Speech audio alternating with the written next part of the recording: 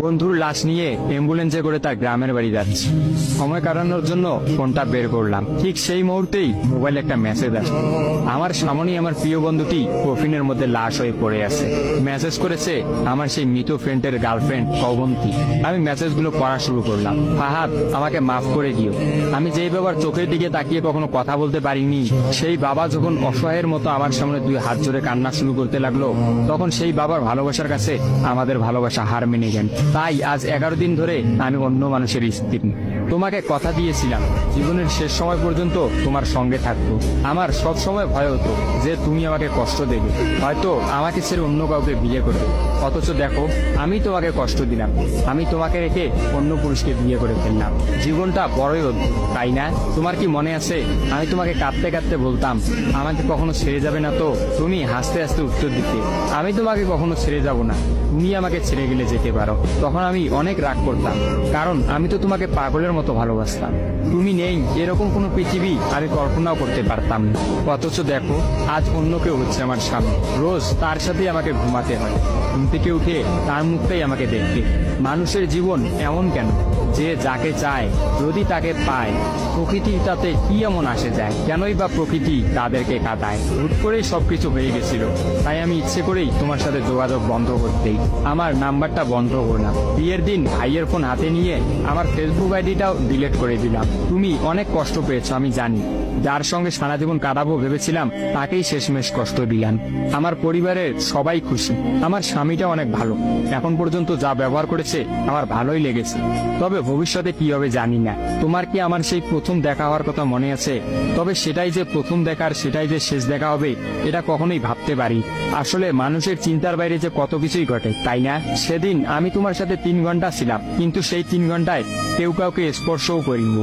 কিন্তু তুমি যখন আমাকে তোমার রিক্সায় তুলে নিতে তোমার হাতটা বাড়িয়ে দিলে, তখন আমি তোমার হাতটা প্রথম স্পর্শ করেছিলাম। বিশ্বাস করো, সেদিন আমার কিছুতেই তোমার হাতটা ছাড়তে ইচ্ছা করছিল না। তোমার ঘরে আমার জন্য কিনে রাখা শাড়িগুলো নিশ্চয়ই এখনো আছে। আচ্ছা, আমি তো এখন আর তোমার নই, ওই শাড়িগুলোকে আমি পাবো? তোমার তো যখনই কোনো শাড়ি পছন্দ হতো তুমি কিনে রেখে দিতে, আমি বলতাম বিয়ের পর সবগুলো একসঙ্গে নেব।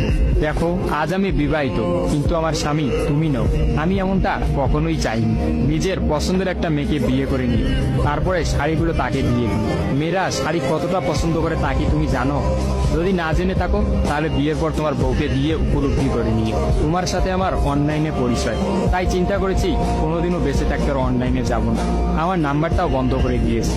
আজকের পর থেকে আমাদের আর কোনোদিন কথা হবে না। তোমার কাছে একটা অনুরোধ, যদি চলার পথে আমাদের কোনোদিন দেখা হয়ে যায় তাহলে প্লিজ তুমি অচেনা হয়ে চলে দিও। নিজের যত্ন নিও আর জীবনটা গুছিয়ে নিও। জীবন তো একটাই, ভালো থেকো। কিন্তু আমি ভালো নেই, ইতি তোমার ওই অবন্তী। সবগুলো মেসেজ একত্রে পড়লাম। আমার সামনে চিরনিদ্রায় শুয়ে আছে ফাহাদ। অবন্তী পরপর 5 দিন অনলাইনে আসেনি এবং ফাহাদের সাথে কোনো যোগাযোগ করেনি। তখন এক রাতে অফিস থেকে ফিরে ফাহাদ রাগ করে তার ফোনটা আসার গিয়ে কিনে ফেলে। ভাঙা মোবাইল আর ঠিক করা হলো না। ফাহাদ তার সিমটা আমার ফোনে ইনস্টল করে। জরুরি কোনো কল এলেই একমাত্র ফাহাদকে দিতাম।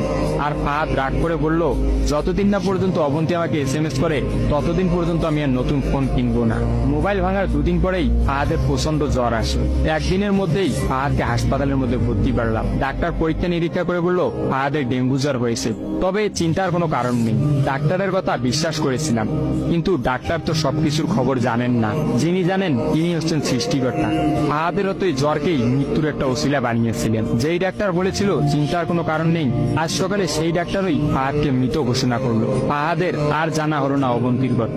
আমিও অনেক ভেবে সিদ্ধান্ত নিলাম অবন্তীকে আর ফাহাদের মৃত্যুর খবরটা জানাবো না। অবন্তী যদি আর সত্যি অনলাইনে না আসে আর সেই পুরোনো সিমটা ইউজ না করে, তাহলে সে ফাহাদের মৃত্যুর খবর কখনোই জানতে পারবে না। কি বা লাভ এই সদ্য সংসার জীবন শুরু করা মেয়েটাকে কষ্ট দিয়ে?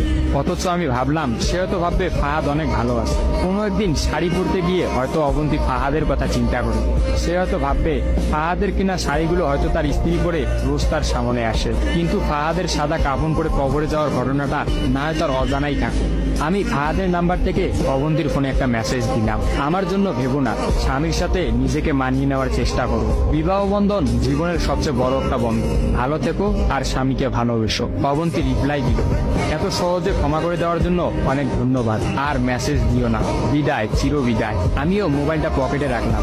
অ্যাম্বুলেন্স ততক্ষণে ফাহাদের বাড়ির সামনে পৌঁছে গেছে। কফিনে রাখা ফাহাদের মৃতদেহটা নেওয়ার জন্য সবাই দাঁড়িয়ে আছে। আমি ফাহাদের কফিন